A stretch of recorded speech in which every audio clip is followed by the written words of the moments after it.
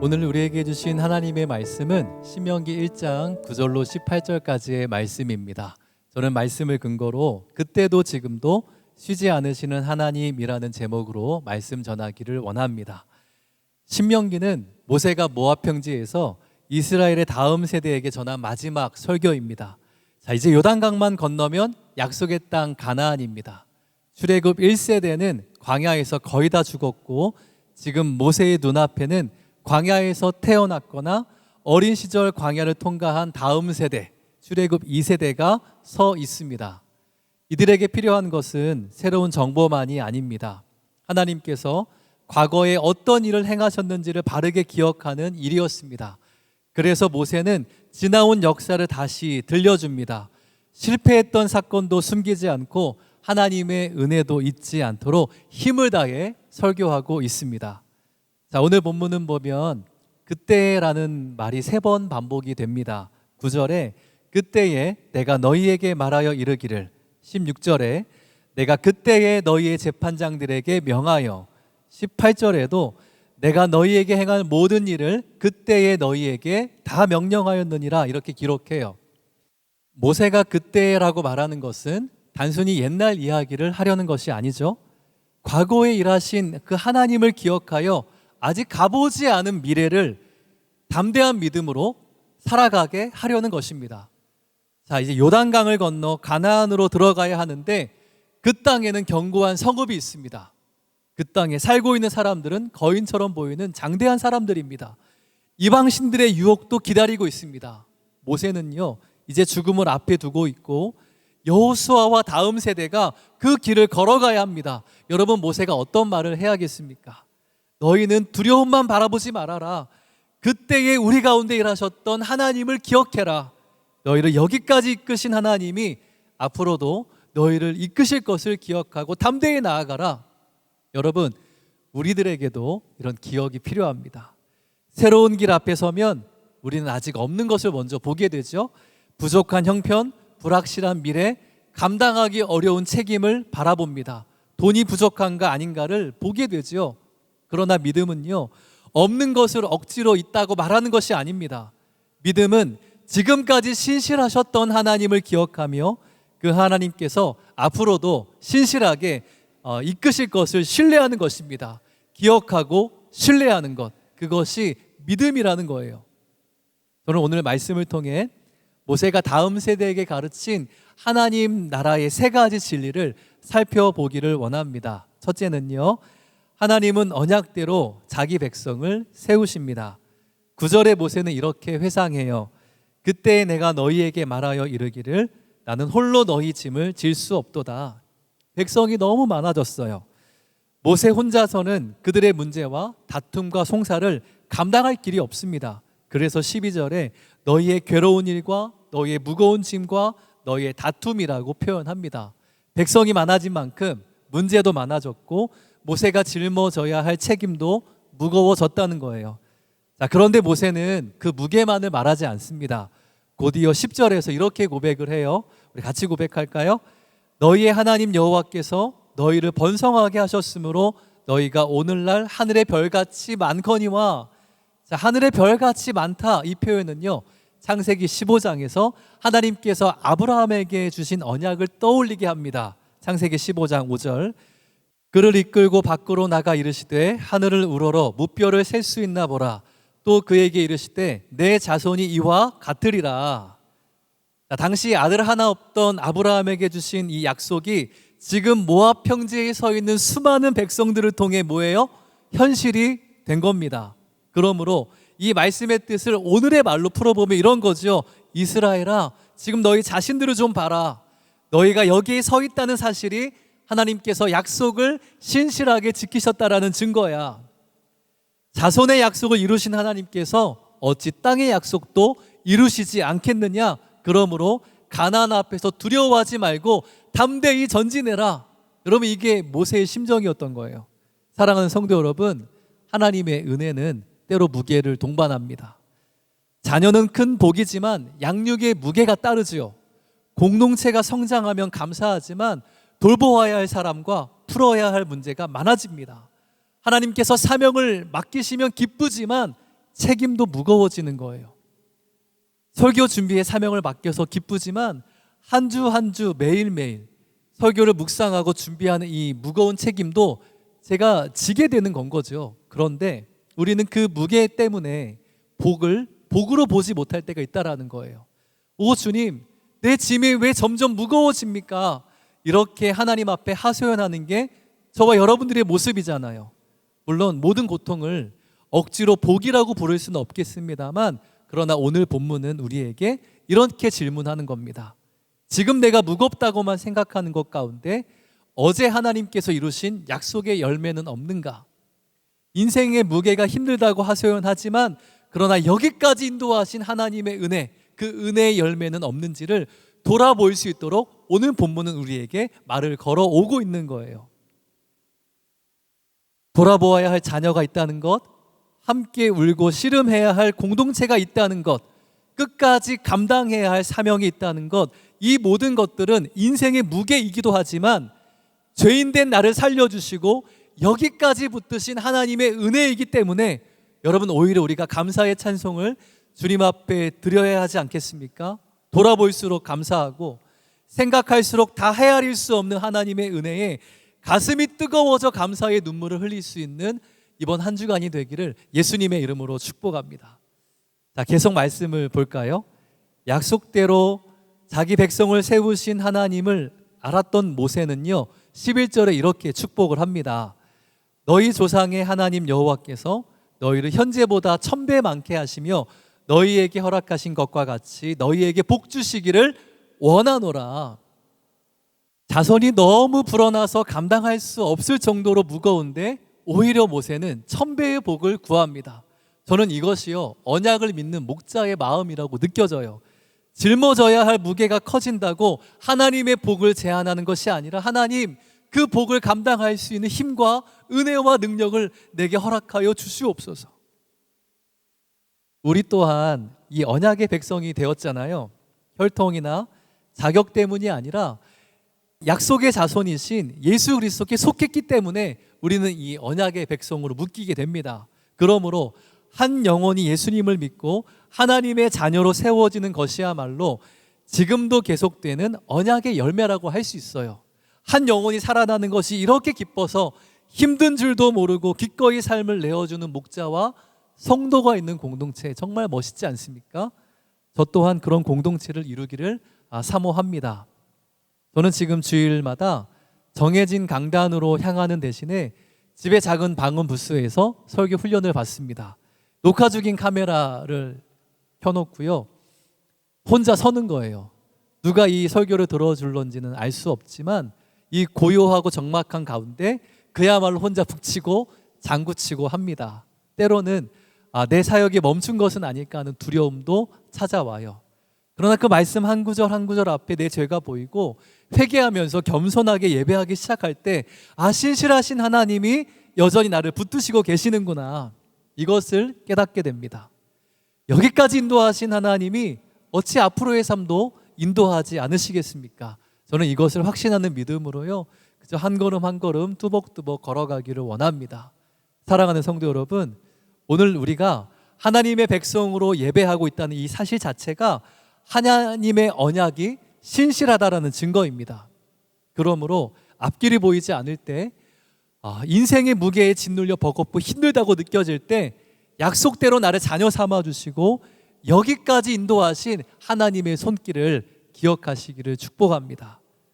그때나 지금도 나를 만나주시고 나를 일으키신 주님이 여전한 방식으로 나를 인도해 가실 것을 믿고 담대함으로 나아가는 우리 모두가 되시기를 예수님의 이름으로 축원합니다. 자, 모세가 다음 세대에게 하나님은 언약대로 자기 백성을 세우셨다라고 가르쳤어요. 그런가 하면 두 번째, 성령 하나님은 말씀과 지혜로 일꾼을 세우십니다.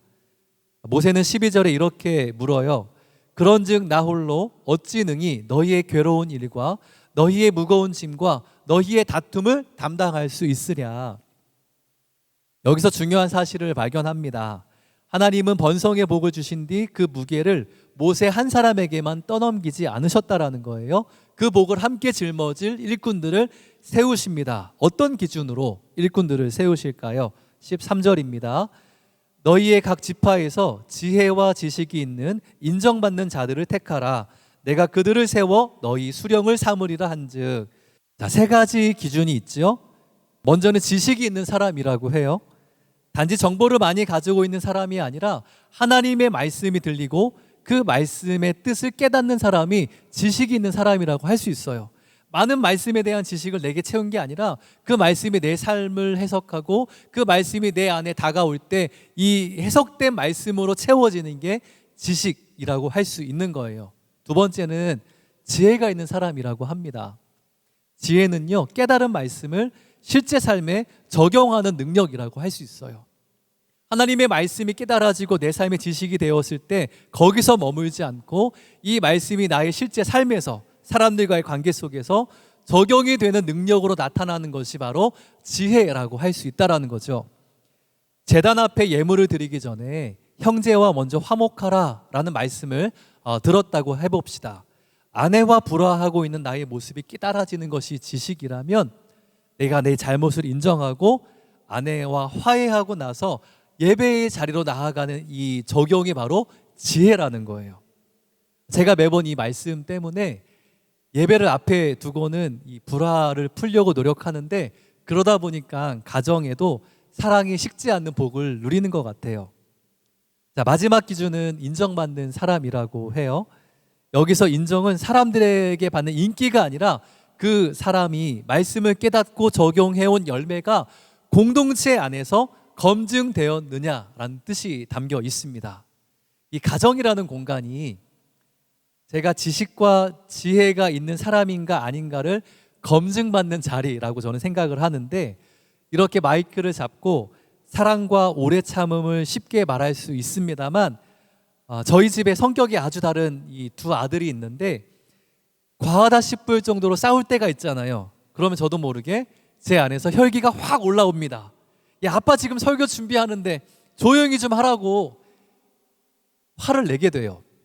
당장 혈기가 올라오는 것에 반응을 하는 거죠. 그런데 말씀을 묵상하면서 이 말씀이 지식이 되어 내 안에 쌓이고 이제 적용의 단계로 나아가야 되는데, 야, 아빠가 상황도 모르고 먼저 화만 내서 미안했어라는 이 사과의 고백을 하는 게 정말 쉽지는 않더라고요. 그러니까 말씀을 깨닫고 적용하고 삶의 열매를 맺는 일이 이렇게 어려운 일이라는 거예요. 그래서 오늘도 나는 참 주님의 은혜가 필요한 사람이구나라는 이런 생각을 하게 됩니다. 정리해보면 하나님 나라의 일꾼은요, 말씀이 들리는 사람, 그리고 들은 말씀을 사건과 관계 안에서 적용할 수 있는 사람, 그리고 이것이 가정과 공동체 안에서 삶의 열매로 드러난 사람이 하나님의 일꾼으로 세워지는 사람이라고 오늘 성경은 우리에게 가르쳐 줍니다. 그런데 성도 여러분, 이 기준이요, 신약의 초대교회까지 이어지고 있다는 것을 아십니까?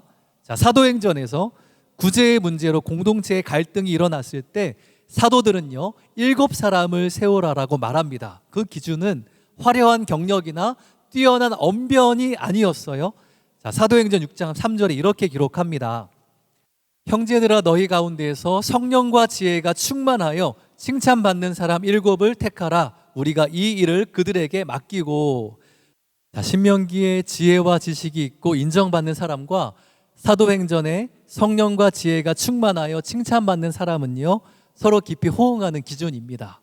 신명기 본문에는 성령이란 단어가 직접적으로 나오진 않지만 성경 전체의 흐름을 통해 우리가 알 수 있는 것은 사람을 세우셔서 지식과 지혜를 충만하게 하시고 칭찬받는 사람으로 빚어가시는 분은 바로 성령 하나님이라는 것을 알 수 있어요. 그러므로 오늘도 우리는 이 성령의 충만함을 구해야 되는 줄로 믿습니다. 하나님, 내게 성령의 충만함을 주시옵소서. 내게 지식과 지혜가 충만한 은혜가 부어지게 하여 주시옵소서. 여러분, 하나님께서 아브라함에게 땅과 자손과 복을 약속하신 것은 단순히 큰 민족 하나를 이루는 데 목적이 있지 않아요. 하나님의 말씀을 따라 살아가는 백성을 세우셔서 그들을 통해 열방에 하나님의 복을 전하기 위함이었습니다. 그런데 모세 혼자 이 일을 감당할 수 있나요? 그래서 그때도 지금도 쉬지 않고 일하시는 성령 하나님은 여전히 일꾼들을 세워 가시는 거예요. 말씀이 들리고 들은 말씀을 삶에 적용하면서 그 순종의 열매가 공동체 안에서 나타나도록 사람을 세워 가시는 분이 바로 성령 하나님이시라는 겁니다.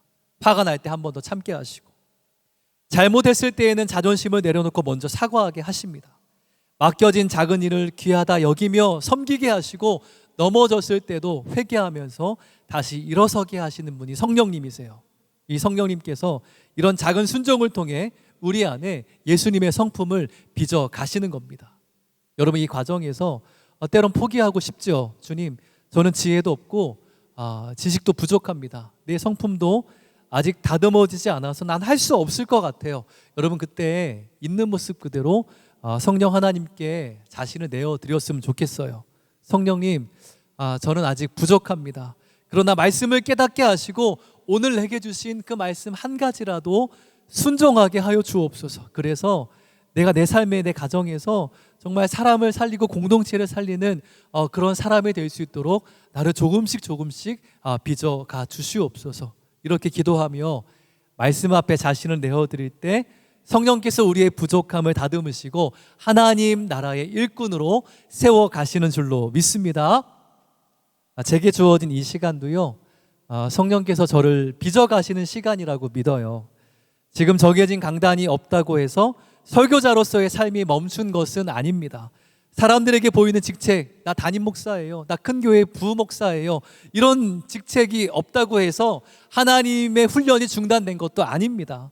성령께서 말씀 한 구절을 더 깊이 깨닫게 하시고 그 말씀을 내 삶과 내 가정과 내가 거하는 곳에서 살아내게 하신다면 지금 이 순간에도 하나님께서는 저를 합당한 그릇으로 만들어 가고 계신다라고 믿습니다. 사랑하는 성도 여러분, 우리가 완전해서 쓰임받는 것이 아닙니다. 부족하지만 성령님께 있는 모습 그대로 나를 내어드릴 때 말씀을 깨닫고 적용하면서 조금씩 열매 맺어가는 것입니다. 그러므로 여러분, 직분을 구하기 전에 먼저 성령 충만을 구하시기를 바라요. 사람들의 인정을 구하기 전에 오늘 내게 들려주신 말씀에 순종하기로 결단하시기를 축복합니다. 큰 일을 맡기 전에 가정과 일터와 공동체에서 작은 사랑의 섬김을 실천함으로써 하나님 앞에 나아갈 수 있는 겸손한 자 되기를 축복합니다. 우리의 연약감까지도 붙들어 주시고 말씀과 순종을 통해 하나님 나라의 일꾼으로 세워가시는 성령님을 의지하는 저와 여러분 되기를 예수님의 이름으로 축원합니다. 자, 모세가 다음 세대에게 기억하라고 가르친 것은 하나님은 언약대로 자기 백성을 세우신다는 것과 성령님이 말씀과 지혜로 일꾼을 세우신다는 것이었어요. 그러면 마지막 셋째로 예수님은 우리의 심판을 대신 받으셨습니다.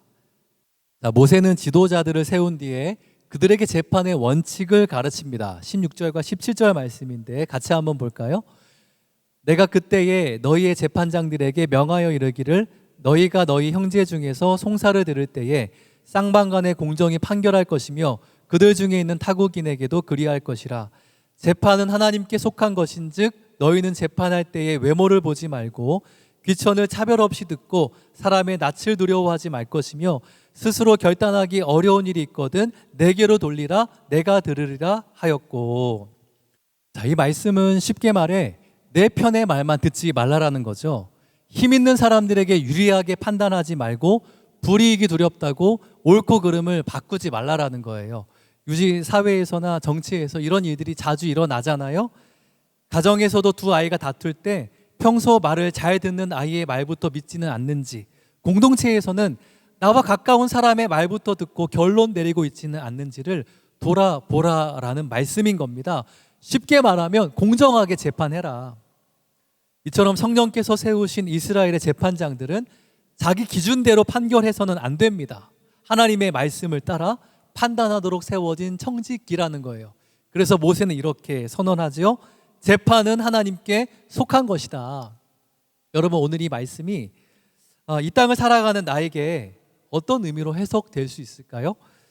오늘 우리는 날마다 법정에서 재판하거나 송사를 다투지는 않습니다.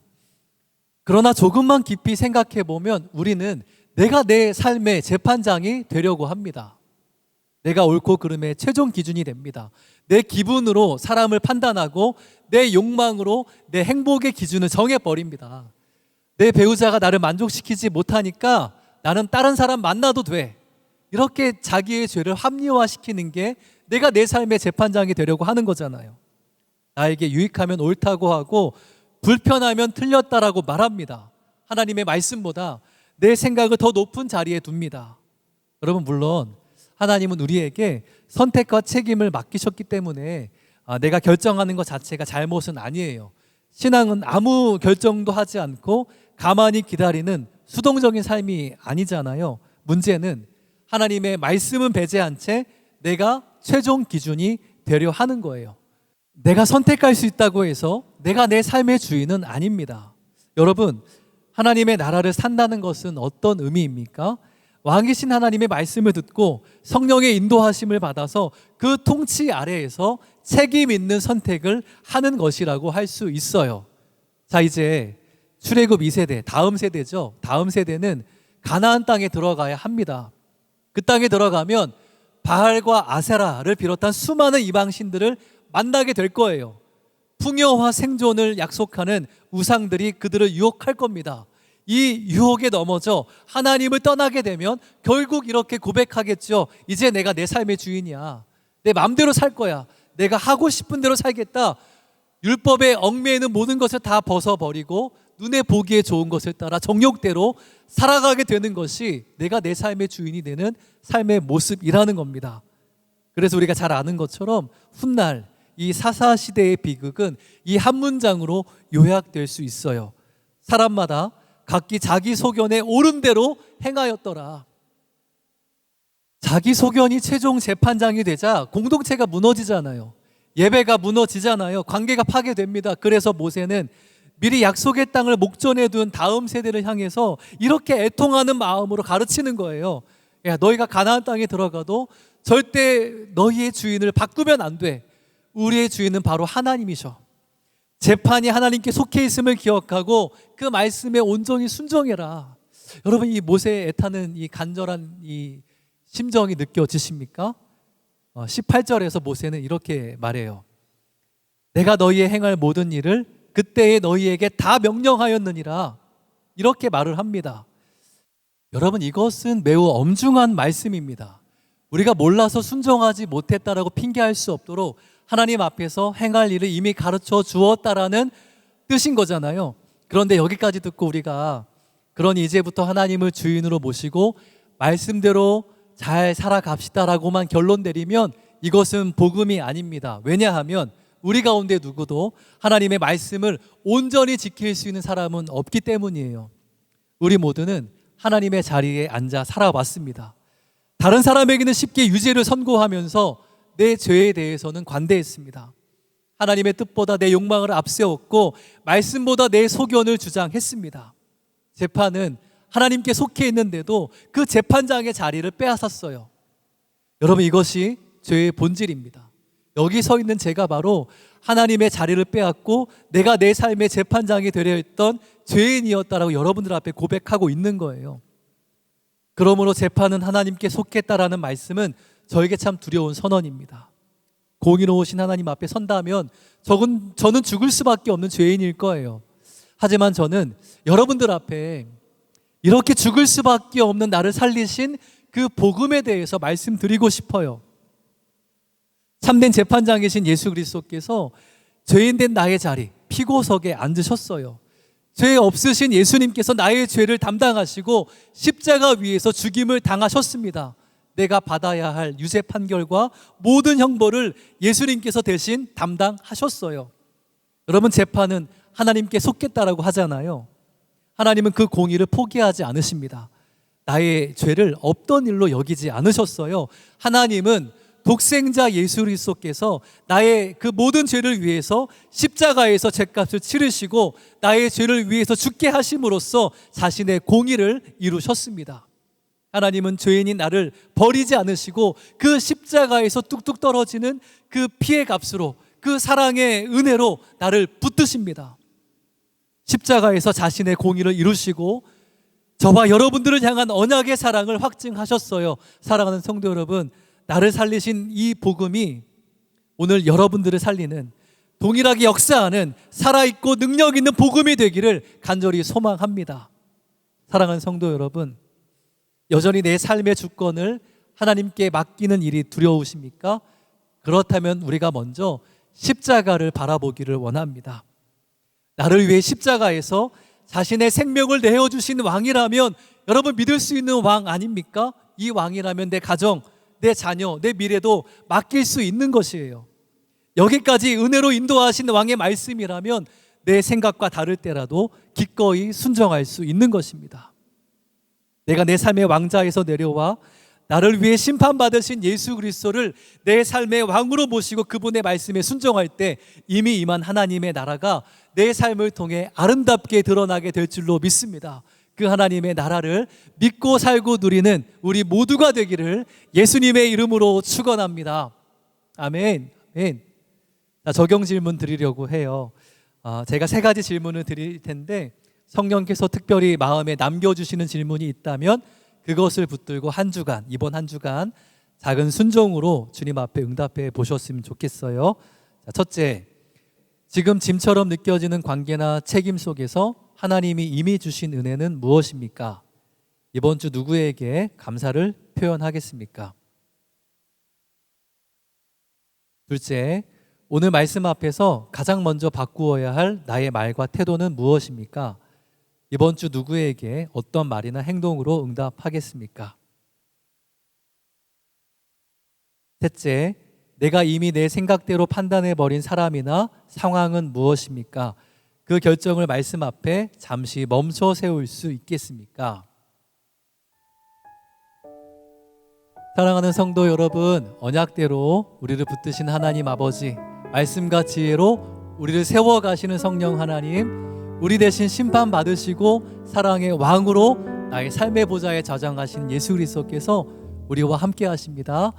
이번 한 주도 그때도 지금도 쉬지 않으시는 하나님을 바라보면서 천국의 삶을 누리게 되시기를 예수님의 이름으로 축복해요. 다음 주 저녁에도 말씀으로 함께 뵙기를 원하고요. 한 주간 동안 승리할 수 있도록 저도 생각날 때마다 함께 말씀을 듣는 제가 알 수 없는 또 여러분들의 삶을 위해서라도 같이 기도하고 축복하겠습니다. 기도하겠습니다. 사랑과 은혜의 하나님, 그때도 일하셨고 지금도 일하시는 주님을 찬양합니다. 아브라함에게 약속하신 말씀을 이루시고 이스라엘을 하늘의 별처럼 많게 하시며 광야에서도 자기 백성을 세워주셨으니 감사합니다. 우리의 기쁨과 실패 가운데 함께 하시며 여기까지 인도하신 은혜를 기억하게 하여 주시옵소서. 그러나 우리는 주께서 맡기신 사람과 책임을 은혜보다 무거운 짐으로 여기며 원망합니다. 다른 사람의 말을 끝까지 듣지 않고 내 생각대로 판단했습니다. 가까운 사람의 편을 들고 누군가를 정죄하는 게 바로 우리의 모습입니다. 재판은 하나님께 속하였는데도 판단자의 자리에 앉았던 우리의 교만을 용서하여 주시옵소서. 성령 하나님, 부족한 우리를 말씀과 지혜로 빚어주시고 말씀이 들리게 하시고 깨달은 말씀을 가정과 일터와 공동체에서 살아낼 수 있도록 은혜를 베풀어 주시옵소서. 잘못했을 때 먼저 사과하고 상처 입은 사람의 말을 끝까지 들으며 맡겨진 작은 일에 충성할 수 있는 우리 모두가 되게 하여 주시옵소서. 너희의 괴로운 일과 무거운 짐과 다툼을 아시는 주님, 짐 아래 신음하는 성도들을 긍휼히 여겨 주시옵소서. 특별히 병든 몸을 치료해 주시고 두려움과 낙심으로 무너진 마음을 일으켜 주시옵소서. 깨어진 부부와 부모 자녀 관계를 회복시켜 주시고 오랜 미움이 있는 곳에 용서와 화해의 길이 열리게 하여 주시옵소서. 내가 나사렛 예수 그리스도의 이름으로 명하노니 우리를 억압하는 모든 흑암의 영들은 떠나갈지어다. 모든 병만은 물러갈지어다. 가정과 가정마다 하나님의 놀라운 회복의 역사가 임할지어다. 약속하신 것 같이 복을 주시는 하나님을 의지합니다. 그때 일하신 주님께서 지금도 우리의 가정과 한국교회와 다음 세대를 신실하게 세워가실 것을 믿습니다. 우리의 삶을 통해 하나님의 나라를 드러내 주시고 우리의 삶을 통해 주님의 영광이 드러날 수 있도록 은혜를 더하여 주시옵소서. 우리를 대신하여 심판받으시고 다시 살리신 살아계신 예수님의 이름으로 기도합니다. 아멘.